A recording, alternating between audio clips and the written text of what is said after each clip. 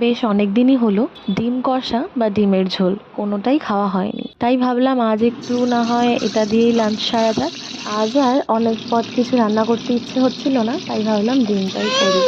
না না, এটা কোনো রেসিপি ভিডিও নয়। ডিম কষা বা ডিমের ঝোল যাই বলো, এটা আমরা কম বেশি সবাই পারি, তাই এটার কোনো রেসিপি দেওয়ার আমার মনে হয় দরকার নেই। তবে আজ একটু তোমাদের সাথে শেয়ার করতে এলাম আমার মনের কিছু কথা।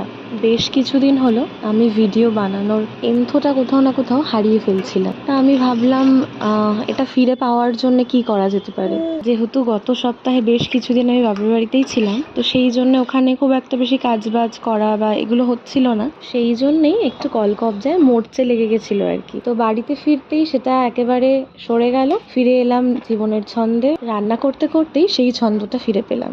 কখনো কখনো ছুটি পেতে ইচ্ছে করে বই কি, তবে বরাবরই রান্নাটা আমার কাছে একটা থেরাপির মতো। তবে এখন নতুন করে ভালো লাগার জায়গা হলো এই ভিডিও বানানো আর এডিট করা।